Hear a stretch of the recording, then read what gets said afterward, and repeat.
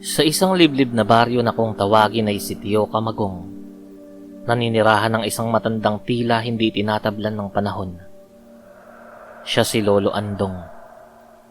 Sa paningin ng marami, siya ay isang ordinaryong magsasaka lamang na laging may bitbit na tabako at isang lumang itak na nakasukbit sa kanyang bewang.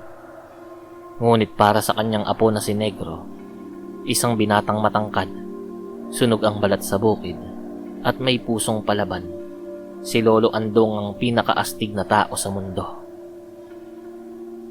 Ang kwentong ito ay hindi lamang tungkol sa katandaan, kundi tungkol sa isang gabi na nagpabago sa kasaysayan ng kanilang nayon.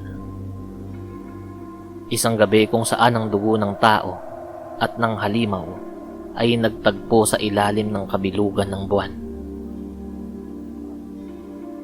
Nagsimula ang lahat ng magsunod-sunod ang pagkawala ng mga alagang hayop sa Sitio Camagong.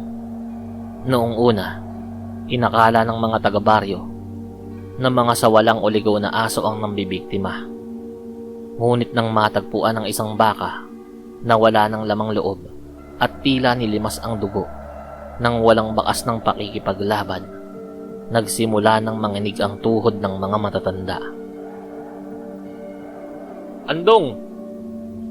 tawag ng Teniente del Barrio habang nagtitipon sila sa plaza. "Iba na to. Hindi to gawa ng hayop. Ang hiwa sa leeg ay malinis. Parang ginamitan ng kuko eh. Nakasing talim ng labaha." Si Lolo Andong ay tahimik lang na humihit-hit ng kanyang tabako. Ang kanyang mga mata, bagaman malabo na sa tingin ng iba, ay matalas pa rin ang pagmamasid. "Huwag kayong matakot sa nakikita ninyo," wika ng matanda sa paos na boses. "Matakot kayo sa hindi nyo nakikita, pero nararamdaman ninyong nakatingin sa inyo mula sa itaas ng mga puno." Si Negro, na laging nakabuntot sa kanyang lolo, ay hindi mapakali. Gusto niyang patunayan ang kanyang tapang. Isang gabi, habang ang buong baryo ay balot ng kaba, lihim siyang nag-abang sa kanilang silong. May dalang tirador at isang bote ng langis na galing pa sa altar ng simbahan. Naghintay ang binata. Bandang hating gabi, narinig niya ang isang tunog na nagpatayo ng kanyang balahibo. Tik! Tik! Tik! Ang tunog ay tila malayo, pero alam ng bawat Pilipino ang ibig sabihin nito. Kapag ang huni ng tiktik ay mahina, ibig sabihin ay nasa malapit lang to. Biglang lumakas ang hangin. Ang mga dahon ng saging sa likod bahay ay nagsimulang sumayaw ng marahas. Doon, sa itaas ng punong kapok, nakakita si Negro ng isang figura. Isang babaeng mahaba ang buhok. Ang itaas na bahagi ng katawan ay nakahiwalay at may malalapad na pakpak na parang sa paniki. Dahil sa takot, ay biglang napasigaw si Negro. "Lolo, narito siya!" Hindi pa man natatapos ang sigaw ni Negro, mabilis na lumabas ng pinto si Lolo Andong.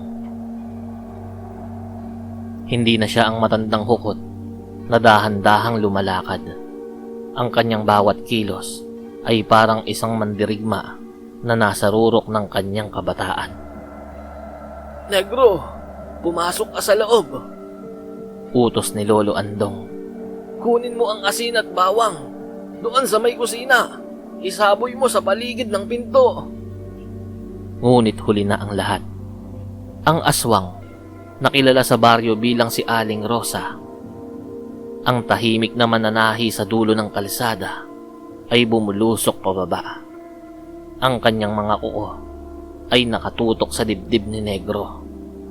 Ngunit bago pa man madapuan ng binata, humarang si Lolo Andong. Gamit ang kanyang lumang itak na kumikinang sa ilalim ng buwan, sinalag ng matanda ang mga kuko ng halimaw. Nagkaroon ng mga kislap ng apoy nang magtama ang bakal at ang mahiwagang kuko ng aswang. Matagal na kitang hinihintay, Rosa. Sabi ni Lolo Andong.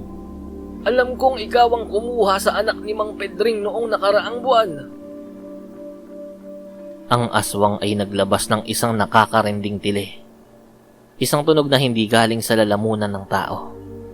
Sumugod muli ang halimaw, mas mabilis at mas gutom. Sa bawat pagsugod nito, tila sumasayaw si Lolo Andong.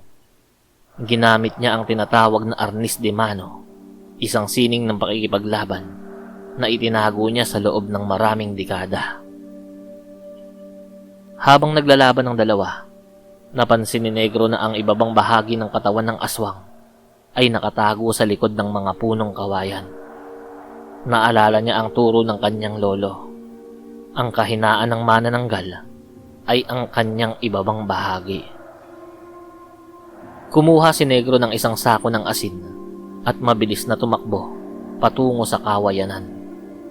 Sa kabila ng takot, isinaboy niya ang lahat ng asin sa nakatiwangwang na hita at bewang ng halimaw.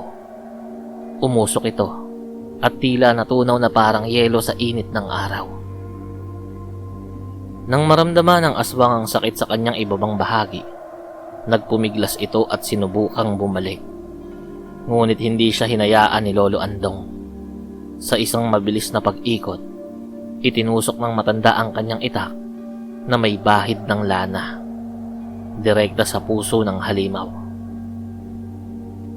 Isang huling tili ang umalingaw-ngaw sa buong sitio Camagong bago tuluyang naging abo ang aswang sa harap mismo ni Negro. Nang tumila ang gulo, lumapit si Lolo Andong sa kanyang apo. Hinihingal man, may ngiti sa kanyang mga labi.